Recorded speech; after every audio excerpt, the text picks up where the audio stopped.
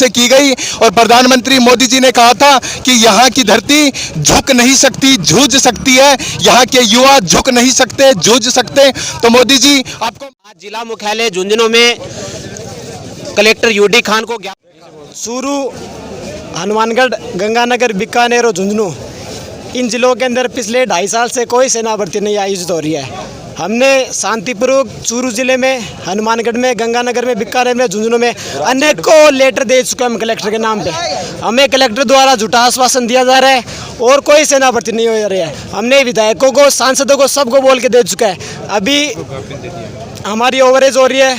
हमारी मुख्य मांग सेना में 2 वर्ष की उम्र में छूट, वह हमारे ARO झुंझुनू में सेना भर्ती जल्द से जल्द शुरू करे। जय हिंद, जय भारत।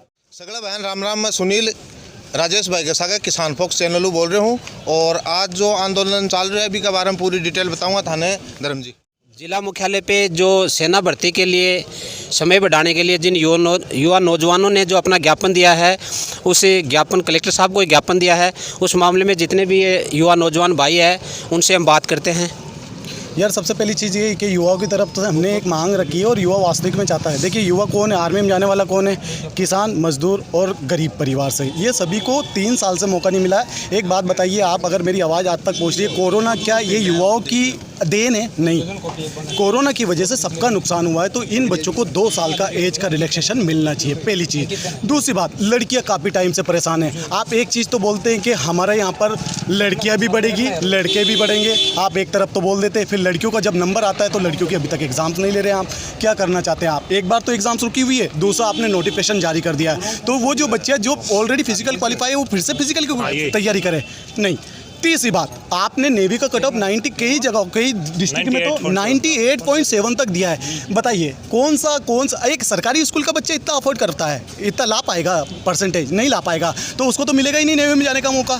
एयरफोर्स की आपने कई टाइम से, कल परसों मतलब कि निरंतर हमारे पास बच्चों के, क्योंकि हम संचालक है, हम बच्चों को ट्रेन करते, तैयार करते, आर्मी नेवी एयरफोर्स के साथ तैयार करते हैं। मैं इंदौर से आया हूँ बस बच्चों की आवाज़ बनने के लिए कि बच्चों के लिए ये रोजगार की ज़रूरत है। ये देश के लिए चाहता है, ये युवा देश के लिए चाहता है, देश के लिए आगे बढ़ना चाहता है। इसको एक से मौका मिले। हाथ जोड़ के नाम भाई साहब? Kapil Yadav, fort defence academy, Indore.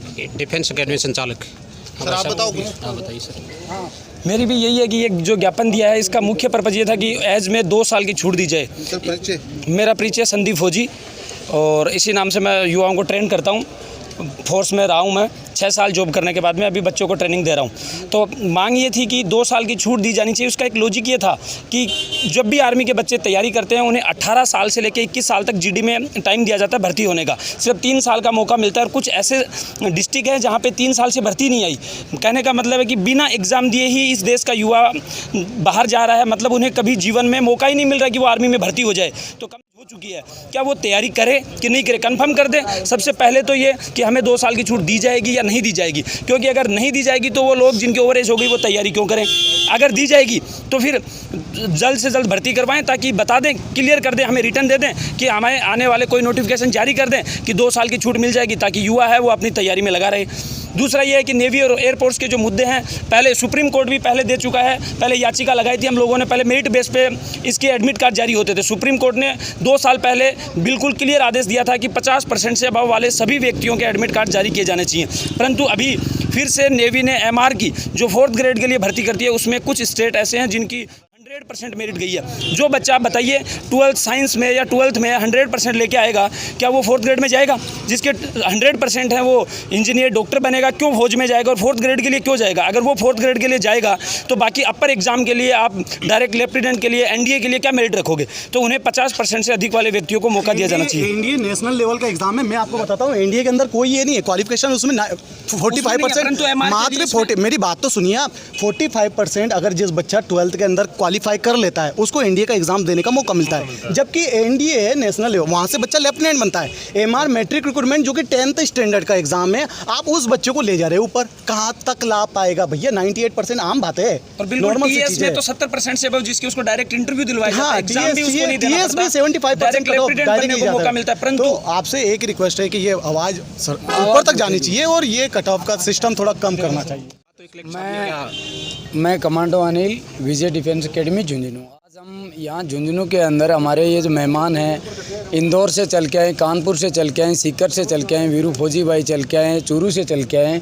ये लोग जो आज हम यहाँ पे इकट्ठा हुए, हमने 25 सितंबर को कलेक्टर साहब को एक रैली करके, बहुत बड़ी रैली करके और एक ज्ञापन लिखित में देके, और हमने अपनी मांग की थी कि हमें 2 साल की तो एज में छूट दी जाए और जल्दी से जल्दी हमारी सेना। सितंबर से आज दिसंबर आ गया, 3 महीने निकल गए, लेकिन हमारे को कोई रिटर्न नहीं। कलेक्टर साहब ने आपको ज्ञापन दिया, अगर कलेक्टर साहब इनकी आपकी बातों पे संज्ञान नहीं लेते हैं, या जो आपने मुद्दा रखा कि युवाओं को 2 वर्ष का समय और बढ़ाना चाहिए, ओवरेज हो रहे हैं, अगर कलेक्टर साहब ने अभी भी आपकी बात पे ध्यान नहीं दिया या हाईकमान ने आपकी बात पे ध्यान नहीं दिया, तो आप आगे कोई क्या भी कदम इसका जवाब नहीं आता है तो हमारा ये आंदोलन की शुरुआत है। ये स्टेप बाय स्टेप आपने देखा होगा, पूरे हिंदुस्तान से लोग इकट्ठे हुए हैं, पूरे डिफेंस में जितनी सेलिब्रिटीज़ हैं सब लोग यहाँ आके आंदोलन कर रहे हैं। झुंझुनू आने का मतलब ये नहीं था कि सिर्फ कलेक्टर को हम ज्ञापन थमाएं, ये हमारे हिंदुस्तान की सरकार को, और जो ज्ञापन दिया है वो भी राजनाथ सिंह जी के नाम पे, ना कि स्टेट सरकार के। ये एक सिर्फ चिंगारी थी, उन्हें हम बताना चाहते थे कि शुरुआत हो चुकी है, या तो आप इसका जो भी हमारी समस्या है मांगों को जल्द से जल्द पूरा कर दें, नहीं तो यहाँ झुंझुनू में ये आंदोलन थमने वाला नहीं है। ये पूरे हिंदुस्तान में सभी जगहों पे होंगे और सरकार को इस बात का निर्णय करना पड़ेगा, क्योंकि ये देश का युवा बता देगा। आगे इलेक्शन भी हैं, उन्हें इस बात का अगर नहीं पूरा करते हैं तो जवाब इस देश की जनता दे देगी उन्हें। सबसे पहले सभी भाइयों को जय हिंद। और यहाँ पर सभी भाई लोग पधारे, जैसे सर पहुँचे, भाई साहब पहुँचे, जो भी यहाँ पर पहुँचे, सभी को बहुत बहुत धन्यवाद देना चाहता हूँ। और इस वीडियो के माध्यम से मैं अपने रक्षा मंत्री जी से बस यही निवेदन करता हूँ कि एक गरीब का बेटा, किसान का बेटा और एक मजदूर का बेटा ये भारतीय सेना की तैयारी कर रहा है, आप सब लोग जानते हैं। और उनका एक ही लक्ष्य होता है, उनका कहने का मतलब ये होता है कि बाप भी एक होता है, लक्ष्य भी एक होता है। और कभी हमने हमारा लक्ष्य बदल लिया तो हम कोई काम के नहीं है, बस उनको जाना है तो भारतीय सेना में जाना है। तो मैं सभी से हाथ जोड़ कर रिक्वेस्ट कर रहा हूँ, हमारे अध्यक्ष जी, साथ में रक्षा मंत्री जी से निवेदन करता हूँ कि जितनी जल्दी हो जाए उतनी जल्दी भर्ती करवा लीजिए और 2 साल के बराबर छोड़ दीजिए। ये बंदा एक आसना लेके बैठा है कि यार भर्ती होगी और हम इंडियन आर्मी की तैयारी कर रहे हैं, क्योंकि बॉडी बनाने वाले बंदे भारतीय सेना में तैयारी, वो भारतीय सेना में नहीं जाते हैं, एकदम सूख जाता है बंदा। 3 साल से मेहनत कर रहा हूँ। सबसे बड़ी बात तो ये है कि आज वीरों की भूमि पर हम लोग सब लोग खड़े हैं। यहाँ पर मैं इंदौर से आया हूँ, वीरों की भूमि पर खड़ा हूँ, और बात आती है झुंझुनू की, 3 साल हो गए अभी तक भर्ती नहीं है। तो जैसे भी हो, कैसे भी करके यहाँ की भर्ती करवाओ, और जो बंदा का जुनून है उसका जुनून कामयाब रखो, बस मैं यही बोलना चाहूँगा। और यहाँ पर जितने भी लोग पधारे हैं और जो बोल रहे हैं, मैं सभी का समर्थन करता हूँ, इन सबके साथ में हूँ। उसके लिए आपका सभी का हार्दिक स्वागत। और मैं तो यही कहना चाहूँगा केंद्र की सरकार से, और उनके जो नुमाइंदे घूमते हैं यहाँ, हमारे झुंझुनू से भी MP है, राजस्थान से 25 MP है, उनका काम क्या है? उनका काम ये है कि वहाँ बैठ के मोदी जी की चमचागिरी ना करें, रक्षा मंत्री जी की चमचागिरी ना करें। उनका काम है यहाँ आम जनता को जो पीड़ा होती है उस पीड़ा को जाके ऊपर बताएं कि हाँ यहाँ ये परेशानी है, इसका ऐसे ऐसे हल करें। लेकिन हमारे जो चुनिंदा सांसद हैं यहाँ से, जो भी है राजस्थान से 25 सांसद है, वो बेकार हैं। आज तक वो किसी भी प्रकार का मुद्दा राजस्थान का संसद में मजबूती के साथ नहीं उठा पाए।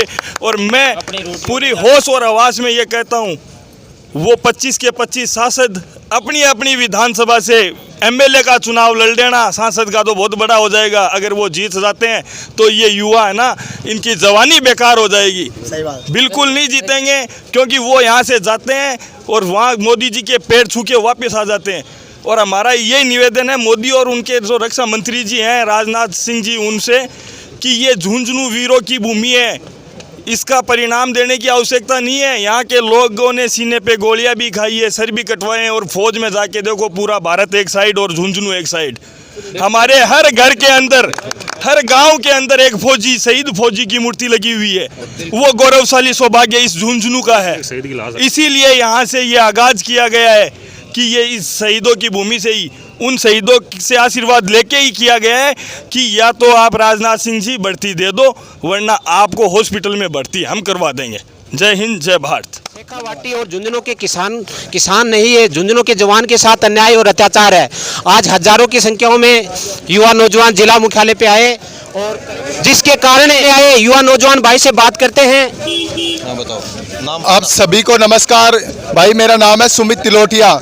हमने इस आंदोलन के लिए कई दिनों से वार्ता चल रही थी। एक दिन शाम को सोचा गया कि युवाओं के लिए कुछ किया जाए, और वो आंदोलन की शुरुआत वीरों की धरती शेखावाटी झुंझुनू से की जाए, क्योंकि यहाँ हर घर में फौजी है और यहाँ हर परिवार में शहीद है। ये धरती जिसमें पानी कम है और खून ज्यादा है, इसलिए इस आंदोलन की शुरुआत कि झुंझुनू झुकेगा नहीं, आपको झुकने पे मजबूर कर देगा, क्योंकि हम जूझ सकते हैं, हम झुक नहीं सकते।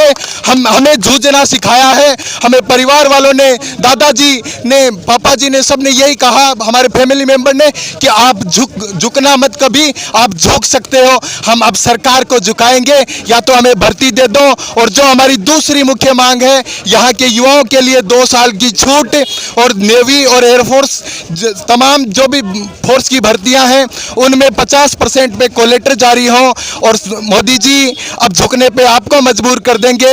यहाँ के युवाओं की मान लीजिए, ये मेरी विनम्र विनती है आपसे। पहली चिंगारी है, ये बारूद के ढेर की पहली तिल्ली है, जो आगे जाके या तो बातें मान ली जाएगी या ब्लास्ट के रूप में इस भारत सरकार को दिखा देगी कि इस युवाओं की ताकत क्या है। जल्दी यूपी में, हरियाणा में बहुत जगह चुनाव है, इलेक्शन है, वहां पे अगर जरूरत पड़ी, अगर भर्तियां नहीं आई, 2 साल की छूट जनवरी तक नहीं दी गई, तो किसी भी हालत में इस आंदोलन को हम बड़ा करेंगे, और इस सरकार को, ऐसे नहीं तो इस बहरी गूंगी सरकारों को धमाके के साथ हम सुनाएंगे। धमाके का मतलब इस देश का युवा उन्हें चुनाव में उनके नतीजों से बताएगा कि जब कोई आदमी हार के घर जाता है तो उसका दर्द क्या होता है। परंतु आप लोगों ने तो हमें मौका भी नहीं दिया हारने और जीतने का, तब उन्हें पता चलेगा कि भर्ती में रहने या भर्ती ना निकालने का दर्द क्या है।